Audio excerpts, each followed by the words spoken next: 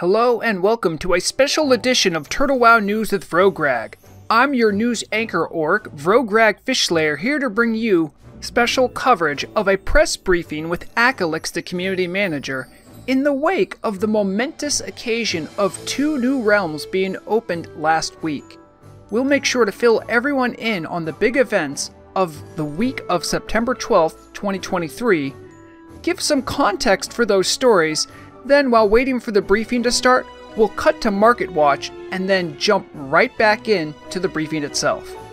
I received a message from show writer and producer Shabiji the Exile telling me quite cryptically to go to Frey Island, where, at the auditorium, would be the site of the special press briefing. But that explains why I'm here. Let's talk about why you're here. I'm the orc, and here's the news. This last weekend, on the 9th, the 2 promised Southeast Asia servers were open to the masses of Chinese players chomping at the bit to try out a localized version of Turtle WoW, and some Chinese-speaking players were likewise excited to transfer their characters. Jamie made an announcement about the occasion, boasting that the server was experiencing 90,000 connections simultaneously while everyone was trying to register.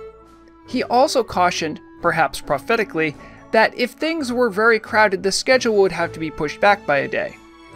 18 hours later, Torta took to the announcement channel to let players know that the 2 new servers, Hogger and Ravenshire, were already experiencing queues even if the server capacity wasn't reached.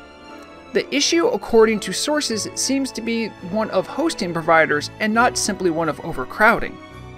Then, just 3 hours later, another update came from Jamie informing players that transfers were closed until further notice because long queues could cause problems for players wishing to transfer. To help alleviate the ongoing queue issue for both the SEA realms and the original EU server, it was announced that there would be another SEA realm opening and a new EU realm. As of the date of this video, details about the location or nature of the realms remains uncertain. However, some sources were able to inform yours truly of a few scant details hinted at by management for the newly announced EU server. The first is that Bowser remarked that the new EU realm will have Latin-only support right out of the gate, making Russian and Chinese-speaking players unlikely to migrate there at all. And finally, thanks to the Bug Tracker Hall of Fame poster Blockade, it was brought to the attention of the network that Torta did confirm on Reddit that a new EU realm would not have transfers. As far as how alleviating the issues for the newly minted SEA servers has been going, it was announced early on the 11th by Torta that the server cap was correctly up to 10,000 players as originally planned. Whether this means there is still another SEA server in the works, or if the team simply found a better hosting provider, is unclear. There is one question that remains. Where did all these players come from that suddenly clocked up the new SEA realms? As we have covered on the July 18th broadcast, it is well established that the core of Chinese players have no official servers partnered with Blizzard to play on. With no officially partnered services, the only way Chinese players can experience WoW, be it modern or classic, is through private servers. That being said, the brand new Chinese language supported servers filled up almost immediately, so I thought I'd do some digging. Perhaps as an unforeseen consequence of enabling a localized Chinese-speaking support team to cover marketing, is that Turtle WoW has started appearing on boosters. According to a Linkdn blog post by Logan Liu, boosters act as a completely legal workaround to allow gamers access to services like Steam, even though those services do not exist legally within China.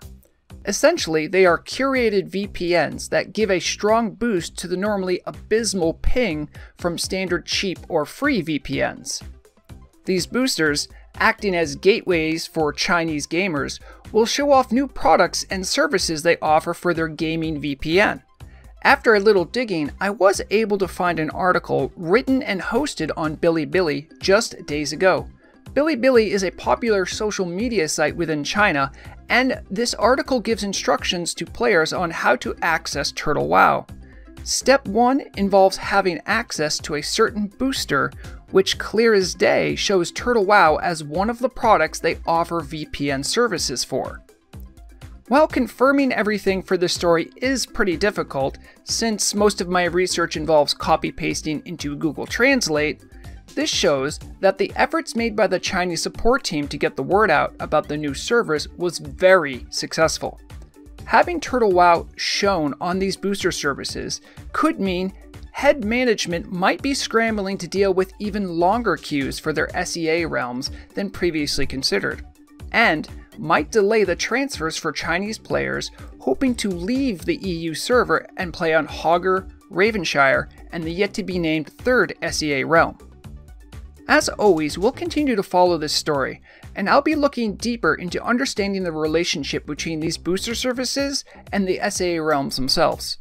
The two articles referenced will be linked in the description, though the Chinese one will require translation software to understand it. Alright, I'm getting word right now that the press briefing will begin soon. I think the first part of it will just be reiterating what we touched on already in the beginning of the show. We'll go to Market Watch and join back in when yours truly tries to get some answers from the powers that be. See you shortly. Welcome to Market Watch, your source for auction house news and trends for Turtle WoW. Before we get into the graphs, Market Watch would like to announce that our data source, Super Duper Auctions, just had a complete rebuild and rebrand. The new web address is now wowauctions.net, and this isn't just a simple facelift. Item listings have a cleaner look, and below each history are line graphs showing the price activity for the past 7 days. Now there is even a crafting tab showing potential profits or losses on making items based on data about the reagents and the crafted good. Not only that, but now there is an easy access to getting a Discord bot for your server, which has easy to understand commands so you can look up and share market prices based on what the site collects with guildmates. As always, we thank DogaCans from wowauctions.net for providing such a powerful tool and helping this program exist at all. If you're a slick auction house trader looking to make a stock of gold, look no further. Now let's go to the stocks. Black Lotus. Things seemed calmly lowering in value until an unexpected price spike late on the 7th, where it shot up nearly 24 gold and for the last several days has been quite volatile. It is hard to say where the trend is going for now, but the prices are still lower than they were in early August. Grom's Blood. Continuing its recent trend of wild price swings between 30 and 85 silver, it's been a hectic past 2 weeks for this commodity. In general, the recent volatility does show that the herb might be making a comeback from its recent price decline starting in mid-June. Large Brilliant Shards. Despite many thinking it couldn't go any lower, the enchanting reagent still continues steadily lowering in value, with some quick price freefalls that quickly correct. Things look bleak for enchanters trying to make a buck as supply steadily keeps pushing the price further down. Mooncloth proved dynamic these last few weeks and had shown a nearly 10% growth in that time. Once more, Mooncloth is showing that recent past has severely undervalued this good, and the future looks exciting for tailors.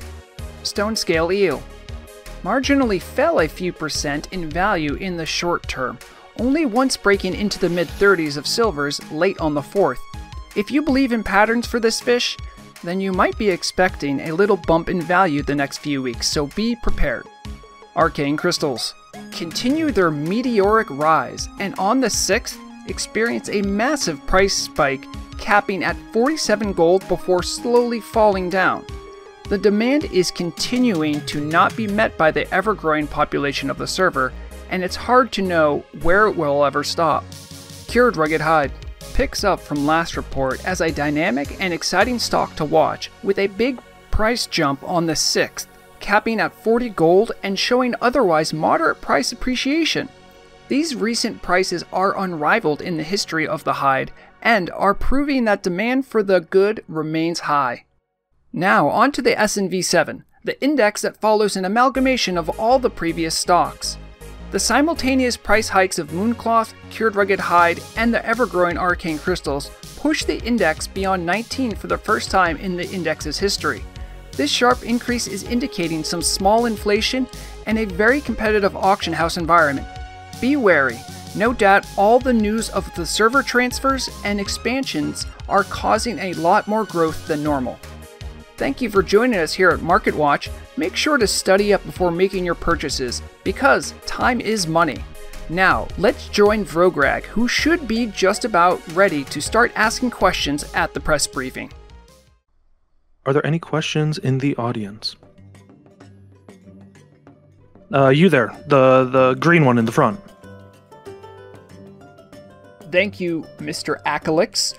What is the official word on how many concurrent players all three servers have had online? Currently, we are up to 10,000 on the new Hogger realm, 4,000 on the new Ravenshire realm, and 12,000 on our main realm. This puts us at 26,000 total, and if you also want to include our peak queues in that, then we broke the 50,000 player mark. How would the team categorize the launch of Hogger in Ravenshire? Sleepless would be the best word to describe that. With the bandwidth and hardware limitations that we encountered, as well as having to squash the occasional bugs that you just can't test out without having thousands of players online, it's been a bit stressful. What went well and what went poorly? We've been very excited to see the amount of interest, as well as how quickly we've been able to adapt to the changing environment. Obviously, the bad side of things would be the fact that we were very limited on how many people we could welcome onto the new realms the first day or two, just based on things on our provider's end that we couldn't really work around. It sounds like there's more realms potentially in Turtle WoW's future. What would the team like to improve for future launches? So we're already planning on adding one more EU realm as well as one more Asia realm. We would definitely like to stress test the servers a little bit better if we can. However, it is a little bit difficult to simulate the stress of 10,000 players trying to join all at once. Basically, the biggest thing that we can change going forward is our expectations for how many people will join on a new realm, because we have never launched a new realm before, so in our 5 years nearly history, this is a first. Is there a point in management's opinion where expanding needs to stop either in Asia or EU, or is it simply a matter of staffing? Is there an upper limit that the team is thinking about? We will not open realms that we cannot support and ensure quality on. So if that means that we have to stop opening realms for a week or two to get more GMs trained, so be it. But currently our plans are to continue opening realms as needed until the population problem is solved. And that includes if we open 3 more realms and that doesn't solve the problem, then we will look into if we need to open more. One of our big things, though, is we do not want to open a realm with an unsustainable player base, so we're not going to just every single day launch a new realm and come into the issue where a month down the line we have 3 dead realms. That's something that we definitely don't want to have happen, so we are going to be deliberate with how we open realms.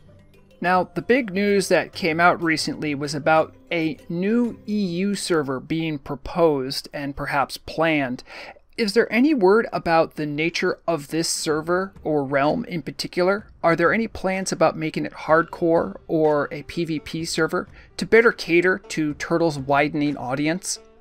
While I can't share any specific details, there is internal discussion about making EU2 into either a PvP, hardcore, or PvE server. It's something that we're trying to weigh the pros and cons of each type, and eventually we're going to make the decision one way or another to try to do what we think is best for our player base. What, in your opinion, and please forgive me, I think I've asked this before, but maybe this opinion might have changed recently. What do you think is the ideal population for a server like Turtle WoW? Roughly 10,000 players online is the highest we think is a healthy number for any given realm. Going higher than that means increasing lag and starting to run into issues with having too many people in the world to where you're having to wait for quests, or you're starting to get a little bit of lag if you go into a city, that sort of thing. We don't want to go too far under that, however. We'd like to have full realms because there's nothing that feels quite as awesome as encountering people in the wild, making new friends, and seeing a filled, full world. As someone who has played before on realms that had 200 players online, it's a bit lonely, and we'd much rather be towards the very full end rather than the very empty end.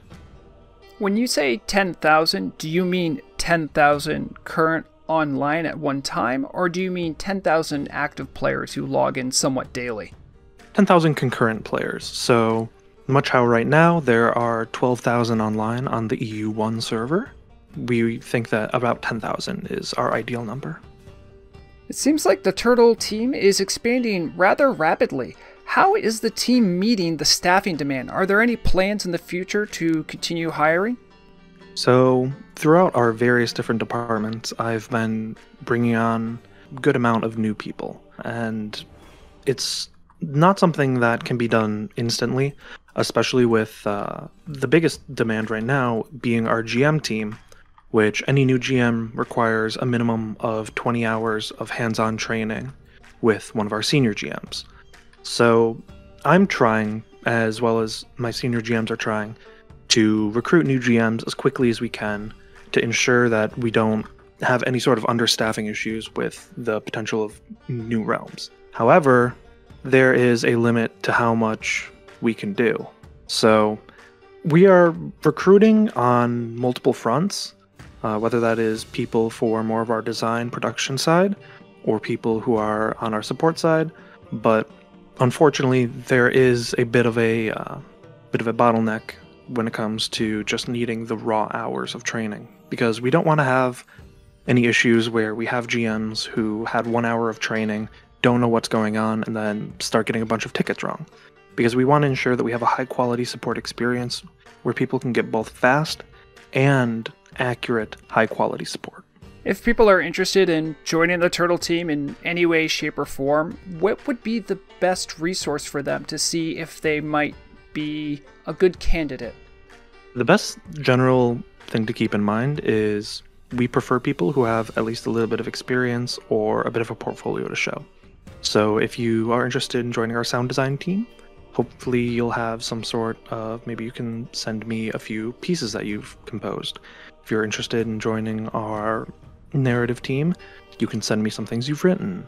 Or if you're interested in joining our GM team, you can tell me about a previous server you've been a GM on, or a different community that you've managed, that sort of thing.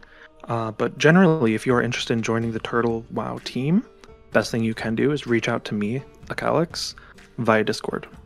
Have I been pronouncing Akalix wrong this entire time? I allow people to say Akalix, Akalix. Some of the GMs even just call me AK to make it easier. I don't really mind. It is understood through community posts from the team that the plan is to wait until the server population stabilizes a little bit before rolling out the much-hyped 1.17 patch. What metrics or measurements are the team using to make that decision? So we have a few things in place to measure overall the experience that players have.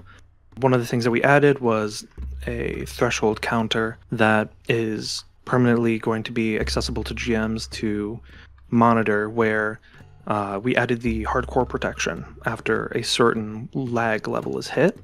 And if that is getting flagged at all during the day, then the server is not ready for 1.17. In addition to that, our general goals are no more massive queues, reduce overall world lag, and ideally, we would like to have no queues. Queues longer than a few minutes are problematic, but if it's just a queue of like 3 minutes, then that is not ideal, but acceptable. Do you care to comment on exactly how complete 1.17 is? I know there's been some whispers, both in the announcement channels and from other developers, that they say it's pretty much ready to go. Can you comment about what pretty much is? So 1.17 Beyond the Greymane Wall is entirely in the polishing phase. All content and development that is to be done for it is done and implemented. And anyone who is not currently working on the new realms is working on just testing it relentlessly to try to find as many bugs, as many little issues as we can. And with that, while I can't announce a firm release date, I can say that basically our plan is, as soon as we have no more massive queues and have basically solved the population issues, we're going to be wanting to push it out as soon as we can. Thank you. That's all the questions I had. Unless you had some way of showing off all this stuff you claim exists. I might be able to arrange something like that. What?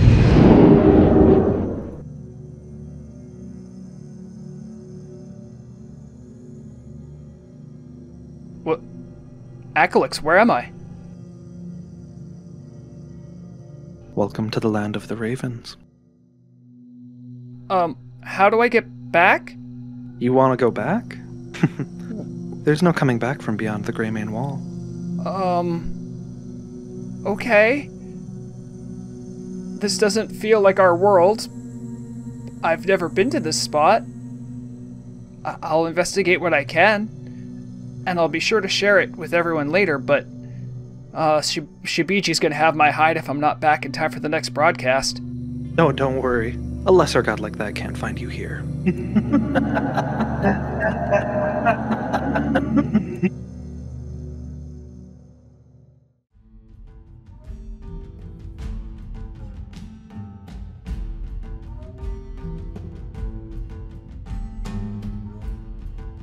I don't know where that big green idiot went, but someone need to finish the show.